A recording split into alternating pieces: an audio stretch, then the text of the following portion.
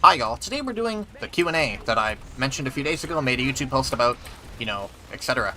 This is my second time recording because my first recording was unfortunately interrupted, so I'll be rehashing a few questions that I've already talked about, but you don't know that, so what does it matter?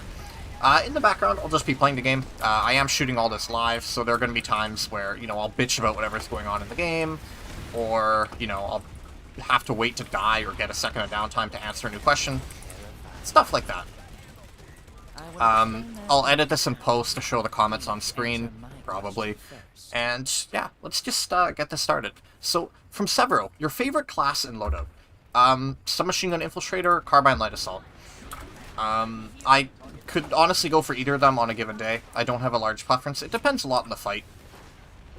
Submachine Gun Infiltrator, I like the close-range Infiltrator playstyle. I like submachine guns a lot. They're generally my favorite weapon types in games. They're just fun. And Infiltrator Cloak means that, there's some good play to be had. As for Light Assault, carbines are just inherently more fun than shotguns on Light Assault. I don't like the Seeker, stuff like that. I like carbines, they're well balanced, they're fun to use in my opinion. And as for Light Assault itself, I just enjoy maneuverability. I don't like having mobility limitations on the other classes where, it feels like, I'm playing an engineer, but I can't get to where would be a good position because I don't have a jetpack. Obviously, that's, the whole reason Light Assault exists. I'm not saying we should give the engineer jetpack, but I like having the movement and the freedom that Light Assault provides. I just find it fun. I would generally rather trade agility for, say, survivability. Like, I'd rather play a Light Assault than a Heavy, because I enjoy having movement more than I enjoy having raw health. This is just a personal factor, though. I don't really have any core reason to say, well, this is the reason Light Assault is my favorite class. I just find Light Assault fun. I like being able to boost around. This fight went to shit. That's unfortunate. More raw gameplay footage in the future. I've mentioned this before, but the problem with raw gameplay is I don't know how to make it entertaining. And I don't really see a point in just putting out a video of me just playing the game. Because you can just play the game yourself, and other people have uploaded gameplay. But another user recently brought to me an idea for a series called, like, Road to Raxium or whatever. And the idea would be that I would just record and have gameplay of a weapon as I'm working through the Raxium of it. Give my thoughts on it as I'm Araxiuming whatever, and then, have the actual weapon review be at the end when I've done the Araxium. Which is an interesting idea. I'll probably give it a try for whatever gun I do next. We'll see what it's like. But on the whole, for raw gameplay, I'm just worried it wouldn't be interesting or fun to watch in any way. That's largely the reason why I don't talk a lot when I'm playing by myself, too. That's why I only do highlights videos with my friends, because, I talk a lot with my friends, or we just shoot the shit about whatever. So, my fear would be it just wouldn't be entertaining, but you know what, we'll give it a shot for the next Raxium, we'll see what happens, we'll see if people like it, and we will go from there. Favorite weapon in each category. For submachine guns, it's probably the Kappa or the MKV, suppressed. I really like the Kappa. It was cooler when it wasn't available to everyone, like when it was just an Araxium directive weapon. That's when I really like the Kappa. And I still mock anyone that has the shitter version of it, the non-Araxium one. But I like the Kappa. It's weird. It's quirky. It's not very good, but it's quirky and it's fun to use. It doesn't feel shitty like the Tengu does, for comparison. It feels like a reasonably decent pellet-based SMG. It doesn't feel shitty or unreliable like the Schrodinger or the Tengu. As for the MKV, I have no good reason why I like the MKV. I just like the way it feels. I do well on it. I do really well on it. I can't explain why. I'm well aware that it's a very unpopular weapon. I just like it. I just like it. For carbines, either the Eclipse or the CBX-75. CBX-75 is just really, really good. A lot of really convenient traits like fast reload, .75 ADS, good hipfire accuracy, good aim accuracy, good time to kill. Just a really good weapon in general. The Eclipse is not that great, technically, but it does a lot of fun little quirks with it that just make it enjoyable to use. Heat is actually somewhat convenient on it, and it will save your life from time to time. Like the underbarrel impulse launcher or shotgun are just fun to use. And for still being a Solstice, it still feels fine. It's not absolutely a great carbine by any means, but I like it for what it is. It's the weapon that I've put the most kills on ever, for what it's worth. If you're curious, the second is the Kappa. So, and it's very rare I use a gun past Axiom, might I add. And I have like 2,500 on Eclipse and 1,400 on Kappa. So, there's your point of reference for, you know, I like those guns a lot. As for the other classes, I will admit I do not play them much. But for medic, of the assault rifles I've used, honestly, the NS11A, it's a bit of a bitch answer, but the NS11A is just clean. It feels really good to use. More specifically, the Diamondback variant from the PlanetSide Arena bundle has excellent audio and visual feedback that makes it, just makes it an absolute joy to use. It's one of my favorite weapons in the whole game, feel-wise, and I'm very much looking forward to putting the Axiom on it. It just feels good to use. It's still an 11A at core, so it's only a decent weapon, but it feels very good. And I'm of the belief that the feel of a weapon can absolutely play into how much you enjoy something. Moving into LMGs, the Beetle Geese. I don't know, it's the Beetle. I don't really play LMGs much. I haven't really touched LMGs since I did the Beetle Geese on Manu. The Beetle is good because it's the Beetle. I don't play a lot of LMGs, though. Maybe that opinion will change when I do it on NSO. For shotguns, they're all pretty much the same, but the Rutherford, it's not that, honestly, it's not that good on a technical level, but it's just really fun to use. You'll see a common trend here that I generally like weapons that are just fun, or weird, or quirky in some way. Probably Rutherford for shotguns. For pistols, the Pilot is fucking a dream. It's just so good. More specifically the brass one, because it looks neat, but on the whole, the Pilot is awesome. I love the thing. Next answer would... I actually really like the Emissary. For as mediocre as it is, I really like the Emissary for some reason. I love my auto pistols. God, there's just a Lasher right below us. I think that's everything weapon category-wise. The other categories I'm not mentioning, like, say, scout rifles or snipers, I just haven't really used enough to have a great opinion on. Or that I just don't believe there's an interesting answer to. Like, of course I like the close quarters bolts for sniping. Because they're fucking busted. Laughably busted. So, it's like there's just no good answer for them. Alright, let me die. We're not, okay, whatever. I did get the kill there. Hopefully my recursion isn't too loud. That's gonna be really annoying in post if it is. Alright, do I plan to do more VS weapon reviews if I have time? This is going to serve as an answer for all future reviews. As should be pretty clear, I am an NSO main. I've been an NSO main since 2020 when they were released after a while. Because I like NSO. I like just being able to log in and play the game and work on directives. And that's why I play NSO. I also just like that they have actually fun directive unlocks that are, you know, mechanically unique compared to their starter variants. You know, just like how, say, what's a good example? The Fortuna is literally just a mercenary, but it has an impulse launcher available to it. Whereas, say, the Newton is a completely unique take on the CB100. That gives it, you know, it can't properly aim down sights, and it has really good in-air accuracy and overall hipfire accuracy. It's like a super souped-up Tanto, in a sense. So I like directive weapons that are quirky like that. And that's why it's hard for me to do directives on other factions. And if I'm not doing directives, I don't Axiom guns. So that's kind of the long answer of it. I'm just not playing the other factions right now, and the directives on them are largely not directives that I'm interested in going for. Or at least very low on, say, a priority list, quote-unquote. I'm not saying it won't happen eventually. I'm just saying that it's very low priority. There's a good chance I'll end up reviewing almost the entire NS arsenal, or the NSO arsenal specifically. Just because, you know, I'm working through all the directives on NSO. That's just the kind of player I am. So I'll be like the one-stop shop for NSO, if that's something to be proud of. So yeah, reviews for other factions will happen in time, I'm sure of it.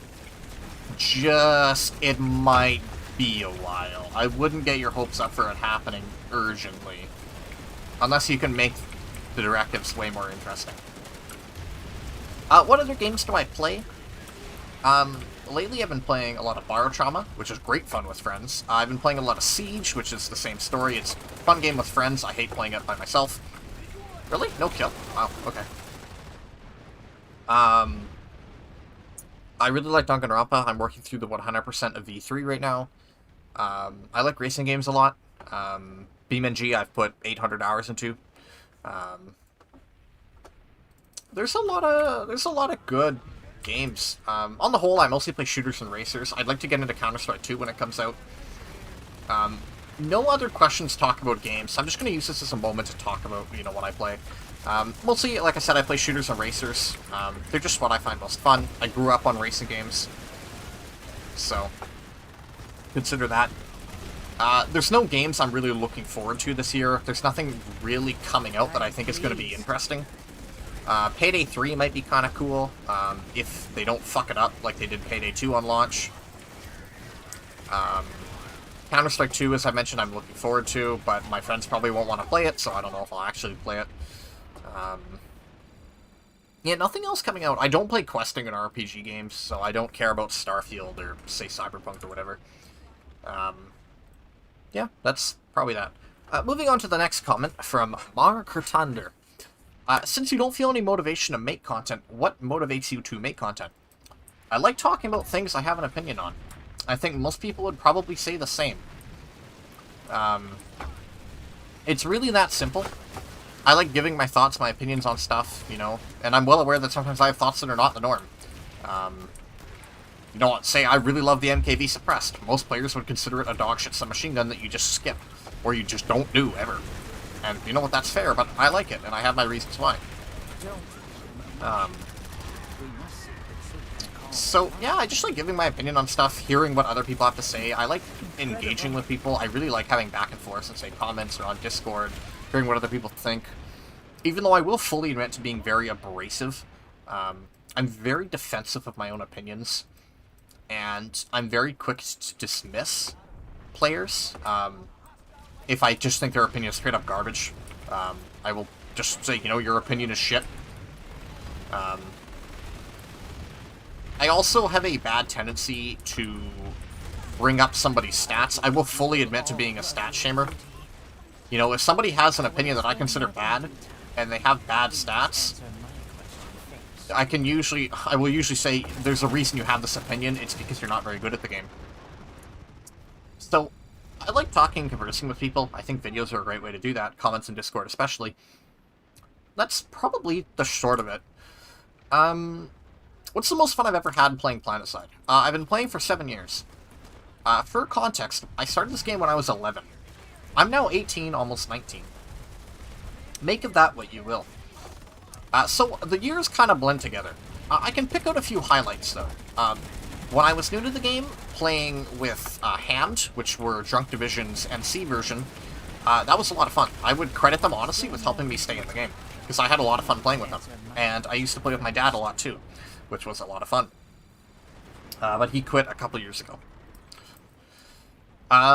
Into 2017, 2018, I used to play with the Dark Reapers a lot on Vanu. They were good, I enjoyed them, but I was a bit of a shit because of my age.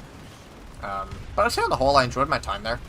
I wouldn't say it would be for me nowadays, but I enjoyed what it was. Moving into 2019, ever since 2019, I've been a lot more of the solo toxic player you know me as now. Obviously, I've just gotten better at the game with time, but I would say largely since 2019, I've been the solo player. And all the fun quirks that come with being a solo player. DMR 99 explosive ammo, what a shitter. Yeah, most of my fun now from the game just comes from grinding directives, and having good infantry fights. I really like the core infantry game. Just the core infantry game I find a lot of fun. For the balance concerns I have with it, I largely find it fun and enjoyable just to be in good, mid-sized fights that are primarily infantry-based. I enjoy the core gunplay and everything, and I like working towards neat unlockable garbage.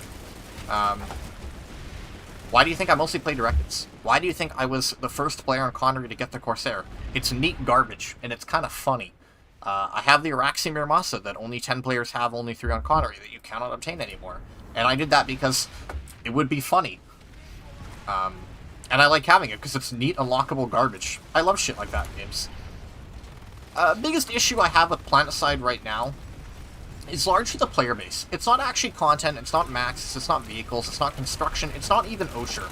I bitch about a lot of things in this game a lot, but a lot of those are amplified by the player base. And especially on Connery, a lot of players are complete rats. TR especially. TR on Connery tend to be very shitter. I'm talking DMRs with explosive ammo, I'm talking Hesh Prowler spam, I'm talking max spam. Just really shitter, unfun gameplay. And it just makes me not enjoy the game. TR are far and away my least fun faction to fight, and I will generally leave fights that involve them because I just don't have fun there. They are consistently the least fun faction to fight in the game. I hate some NC players, I hate some bonded players too, obviously. Usually I get outskilled by Fuwak, and I pretty much only hate them because I'm just shit at the game. But I don't like a lot of the player base, or say the people that play alerts and like the big Zerg fits that, you know, we gotta win the alert, guys, because that's what the game's all about. It's winning and capturing territory. No, the game is at its most fun when you're having good fights. Obviously, I prefer heavily infantry-based fights, but you know there are good vehicle, good combined arms fights to be had too. I would argue that the most fun of PlanetSide is good fights. I don't give a shit about taking territory. I don't really give a shit about losing territory. I just want to have a good fight. So, yeah, I would say my biggest issue is the players, because players often, a lot of the time, ruin the good fights more than any of some of the content added to this game does. Maxes are annoying, and they're sure as shit unfun to play against, but the players are the ones that are largely abusing them. Sure, they're not thought out well at all, but the players play them like complete critters. So, yeah, I would say largely it's the player base that is the largest issue, and of course, that's not going to change. Everybody plays the game the way they play the game. I can't change that. I can just hate them for it, and I hate them for it a lot. So, yeah, I would say that's probably the biggest issue I have with the game, and it's not going to change. Best thing in PlanetSide and possible to improve it? I don't think it's possible to improve it without changing the player base, and that's the best thing in PlanetSide is the good fights. I'm not an alert player, I'm not a territory player. I like playing for good fights. They're fun. They're what make the game PlanetSide to me. And to me, that's why I play the game. You know, good fights are fun. I can grind directives in good fights. I can play statistically well in good fights, because I like it when I'm doing decent, believe it or not. And the problem is, like, what is a good fight depends on the day, depends on the players involved. So I would say it's not possible to improve, because it's a player thing. You know, if you have a bunch of really critter players around, you know, fights aren't going to be that good, and there's just not a lot you can do about that. It's unfortunate, but it is what it is. It's the nature of PlanetSide, and the way PlanetSide is designed as a game. So, yeah, it is what it is. Wow, that was a really interesting engagement.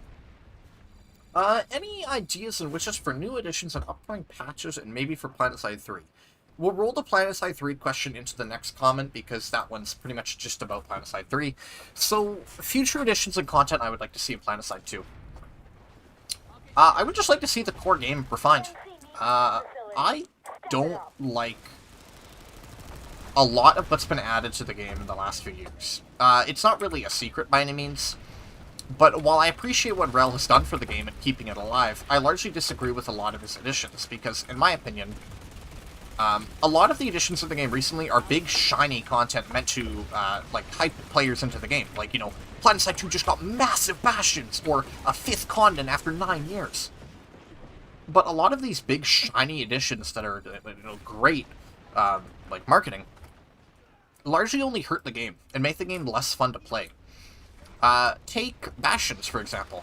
Bastions for a good 2 years did nothing but just be a massive Zerg that just blew up fights and killed Sunderers and served as massive farming tools that ended good fights. So yeah, while they're this big hype thing, they largely only hurt the game overall, and I would argue even now Bastions are still not fun to play around and don't benefit the game in any meaningful way.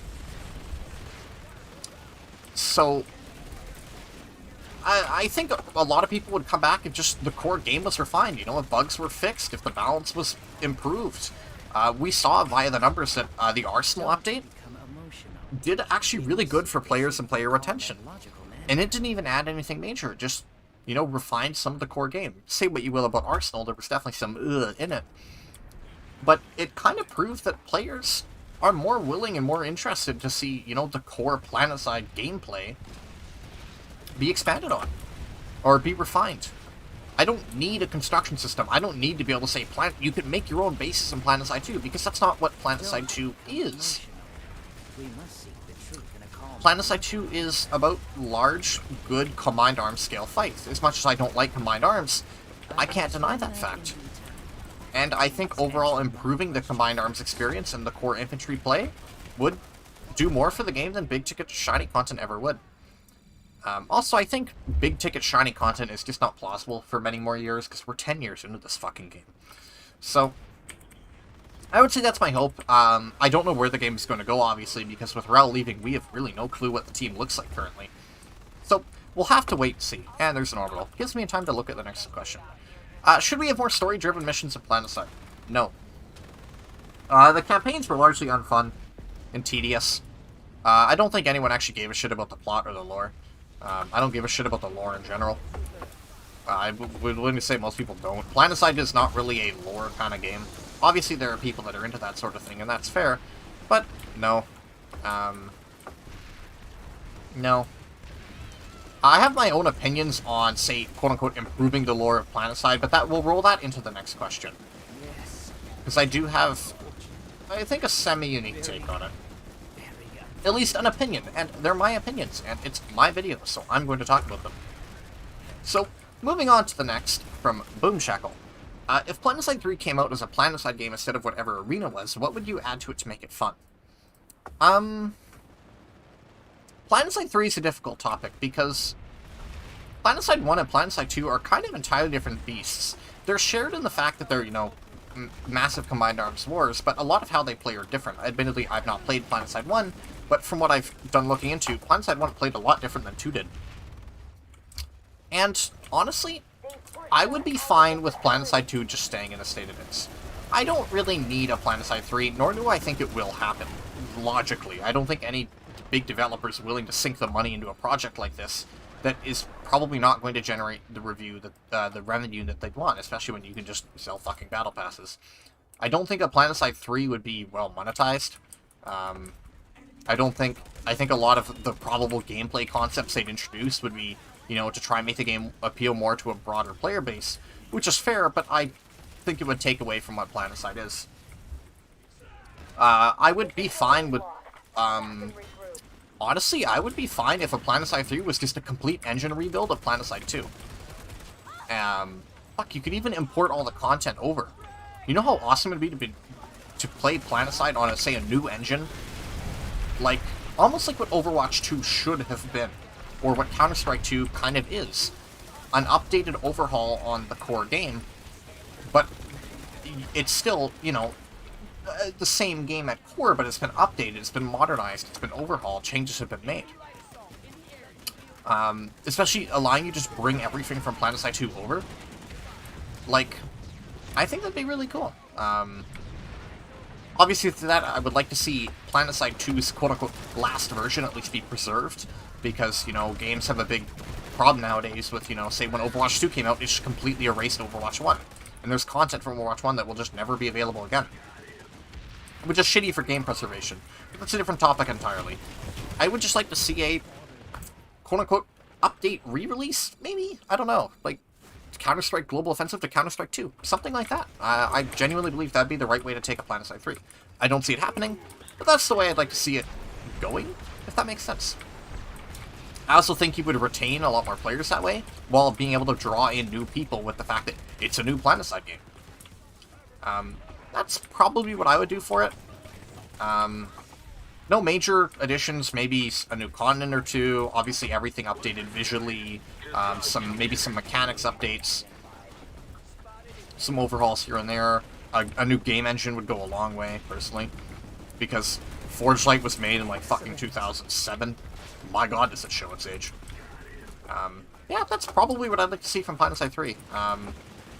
If we're talking PlanetSide in general, I would really love to see a strategy game, a real-time strategy. Something like Company of Heroes, or fuck, even XCOM. Maybe not turn-based, But, you know, maybe something like Company of Heroes, where it's like, you know, a live real-time strategy. And, you know, you could have it be maybe some sort of weird three-way. Of course, that would probably lead to the same problems that PlanetSide 2 has with, say, double teaming. But it's an idea they could consider to make it unique in the genre, and then you could just have your regular 1v1 modes anyway. And I think you could do a lot with PlanetSide in that format, and I don't think it would be a huge... Obviously, it would still require a big budget, but it wouldn't be as big as, say, making a new PlanetSide. That's what Arena should have been to me, for what it's worth. PlanetSide Arena would actually be a fucking incredible name for that sort of game. But that's just my take. If they were to go maybe into the lore or single-player side, I think something like Battlefield's war stories that were in 1 and 5 would be the right way to do it, where you just kind of jump into being a soldier as part of the cog in the machine, telling a soldier's story in the war. I think that would probably be the right way to take it in terms of a single-player experience. That way you wouldn't have to play to, you know, a canonical quote-unquote faction winning or stuff happening, as, you know, you're just another soldier. Somebody's story in the war for Araxis. That was way more than I meant to say about PlanetSide 3. Damn, I guess this is what happens when you shoot this shit live. We're already 26 minutes in, fuck. Last question for the first tab, quote-unquote, from Sable G. What makes a good fight in PlanetSide, and what can make a fight better or worse? Now, I'm sorry, but this is a difficult question to answer. I'll do my best, but there's a lot of factors that go into a fight being good or bad. There's no hard criteria of what makes a fight good. And it's why I think a tutorial for this game is really hard to make, because a lot of how to make PlanetSide fun comes from experience and just knowing. I would say, on average, a good fight is about 24v24, does not have many vehicles, or is primarily infantry-based at the very least, is within the confines of a base and not in an open field, does not have any construction or orbital strikes going on, and is generally a back-and-forth tug, with no, like, hard choke points getting stuck like, say, Naces. To me, that's the dream good fight. I think a lot of bases in this game, and on the whole, the balance in this game, is not actually designed for the massive 48 to 96 fights that it frequently has, that the series kind of prides itself on, funnily enough. I actually don't think the game is generally conducive to making good fights of that scale. I would say 24 to 24, mainly infantry fights in good bases. Obviously, a good base is subjective, but, you know, a base you enjoy is, on the whole, what I would generally consider to be most likely to have a good fight. But as I mentioned earlier, it does depend on the players there. You know, if people are playing, like, complete critters there, there's a lot of axes around, there's, say, a lot of infiltrator bolters around, a lot of heavy spamming, like, helios or thumpers or whatever. You know, a 24 to 48 infantry fight can very much go to shit and be awful. It's just something you need experience, and, you know, what you yourself find to be a good fight. Like this, the rink fight, when we were fighting over that point on the retake, I was actually having fun there. I thought it was actually a decent fight for what it was. But of course, now we just pushed them out, and now it's become a field fight. And it's going to be shitty now. And so I'm going to try and go somewhere else, but it doesn't look like there's anywhere else to go on the map. So, yeah, that's probably the best answer I can give. It's a lot of experience and opinion, honestly. Alright, moving on to the last questions, quote-unquote. It's 2 comments from this username, Funky Chunk. I'm just going to roll them together because it's the same user. And I never said anything about having multiple questions and multiple comments, so we're just going to roll it all into one big segment, quote-unquote. If you had the ability to change NSO's faction trait, what would I do to make them more competitive? So Funky here gives free soft point is like the faction trait, which is, you know, I'd largely agree with that. That, you know, currently NSO's thing is that they have longer damage ranges, specifically for max damage. And, I don't know what I would change. I would honestly probably just keep it the same. It's hard to come up with a new idea that wouldn't either be just stupid or unfun or bad, while still being unique. Say what you will about Vanu's trait being having no bullet drop, but it's something. It does have its use on a few weapons, and it's not, like, dumb. It's not, like, super unfair. You know, you can just lead for drop. You usually pay in velocity for it. Like, it's not generally a huge thing. or NC having, say, being the only faction with access to 200 damage model weapons. They're not always necessarily better, they're just something a bit different. Or TR having higher fire rates and bigger magazines. I wouldn't call them broken traits. In fact, I prefer smaller magazines with a quicker reload. But I don't feel like there's a lot more ideas left that you could do. I've kind of flirted with the idea of maybe giving NSO some kind of reverse damage fall off, maybe? Or some of their weapons, like maybe some of their DMRs, or even sniper rifles, had some sort of reverse fall off where they hit harder at longer ranges. It's an idea. I can't say it would probably play out well, and honestly, it probably wouldn't be that good, but it's an idea. But would I like to see, say, inverse damage fall off on the whole faction? No, because that wouldn't be fun. It would just be really annoying and make the faction unfun to play. Perhaps for NSO, maybe they should have more unique traits based on what weapon class it is. So say the scout rifles and the sniper rifles get that inverse damage fall off. Maybe the carbines, on average, have significantly better hipfire accuracy. Like, sort of like the Tanto. I'm not saying that it has to be Tanto tier, but, you know, significantly better hipfire accuracy. Maybe the assault rifles have ridiculous bullet velocity. Maybe the LMGs have that weird inverse cone of fire thing from other games where the longer you fire it, the more accurate it is. I'm not saying these are all good ideas, I'm just throwing out ideas for unique weapon class gimmicks. I think that would be an interesting way to take NSO instead of having one blanket feature. But I think on the whole, soft point ammo, or free soft point ammo, quote unquote, extended soft point, whatever you want to call it, is fine. It's not anything interesting, but I would argue it largely doesn't break the NSO arsenal and gives them a little bit more identity. It does make some of the 167 weapons kind of silly, but other than that, I think it's fine. Why did I even go to a containment site? These things are awful. Yeah, I don't know. I don't think you could make a whole new faction trait. So yeah, I'd probably just say maybe come up with unique faction traits per weapon class, because it's NSO. I don't know. For what it's worth, I really do not support the idea of NSO being able to get faction weapons, or that concept in general, being able to use, say, NC weapons on BS or whatever. I really don't support that concept, but that's a different argument entirely. Incredible. I'm just going to sit up here and redeploy. And the very last question, also from Funky, like I said, I'm just going to roll this into one. What would you do to NSO to bring them up to par with the other factions with developer resources in mind? I guess I can really stop playing the game, because this is actually a good argument for me to open up the loadout screen. I'm fine with NSO having less weapons per class, actually. It's kind of interesting that you have to use all of the weapons the faction has to offer to get, say, a directive completed. It makes it feel more like you're really earning, say, the carbine, because you have to use all of the NSO carbines to get the Newton. You have to use the CB100, you have to use the 200, you have to use the X75, you have to use the Tanto, and you have to use the 11C.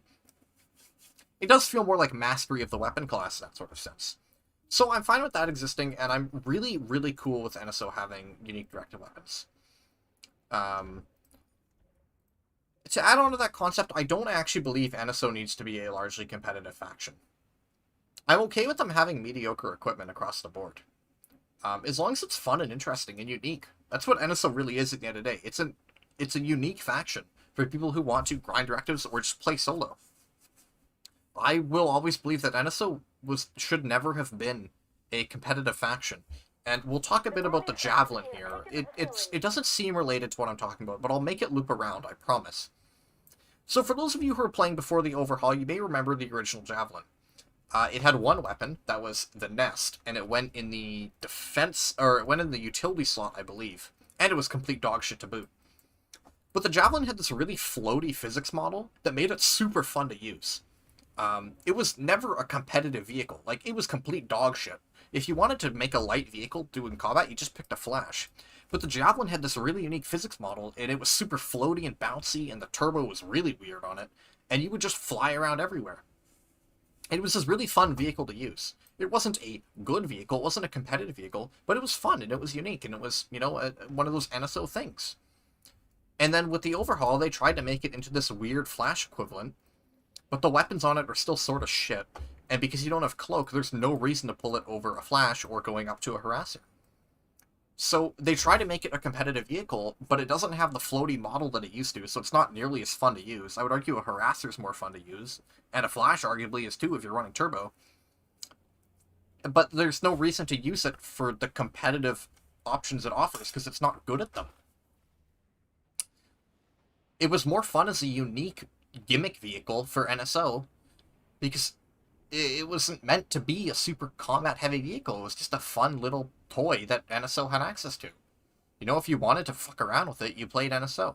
If you wanted a real combat vehicle, you just pulled the Flash. And I would argue that mindset should probably be carried over into most of NSO's equipment. I don't think the Chimera needs to be the best tank in the game. I would just like to see it have more options. Why doesn't the Chimera have some sort of AA primary? Maybe like a 76mm rapid-fire autocannon that is designed for hybrid use against aircraft and vehicles alike. Maybe it doesn't put out that good DPS against ground, but it's a main battle tank option for fighting off planes. That, you know, it would be the only main battle tank option for fighting off planes because it's the Chimera, it's on NSO. Something doesn't exist like that on, say, the Vanguard. Or maybe, you know, you could have some sort of other thing, like maybe the Dervish could have some more turret options, make it a little bit more interesting, make it a little bit more hybrid vehicle. For what it's worth, I think the Dervish would be a far more balanced air-to-ground aircraft than ESF are. Because not only is the Dervish fucking massive, it's really hard to avoid damaging, because it's huge. Like, it doesn't have a lot of HP, it's big and it's not maneuverable. I would argue that it would be a more balanced air-to-ground aircraft than any of the ESF are currently. Because with the Dervish, you have to commit, and you're not getting out of a situation fast. Even if you're running something like Drift Airframe, you're not getting out of a place fast. So making the Dervish into more of like an actual heavy fighter, or being able to sort of spec it out for different roles, like a dedicated heavy aircraft killer, or maybe a more dedicated ground vehicle killer, and make it this really heavy multi-role aircraft. It doesn't need to be great necessarily, it just needs to be something unique. You know, something that you can only get on NSO. And carrying that into NSO's arsenal, I would love to see more of the weird gimmick weapons make their way onto NSO. Stuff like the Newton. The Newton is weird. I obviously can't show you because I don't have it right now. I'm close, by the way. But the Newton you can't aim down sights with. It's sort of like a Tanto. It's just got a bit worse accuracy. It's an interesting weird gimmick weapon. Or shit like the Rutherford. There's no weapon like that in the whole game. And it's weird. It's funky. It's neat. Or like the Dirac. It's a sniper version of the Lastly. It's a pistol with a 3.4. It only falls off 2 damage tiers. That's really unique. And it actually presents a decent long-range alternative to the Blackhand. And is a pistol with a fair bit of range if you want a pistol that can do that without having to really commit to it like a Blackhand. Is it maybe the best weapon ever? No, but it's interesting. It's neat. It's fun to use. Like, that's the direction I'd really like to see NSO go. I'd like to see them become more of this neat faction. They don't need to be competitive. They just need to be interesting, fun to use, fun to play. Like, I don't want, like, an NSO... Like, the original Newton was completely fucking broken.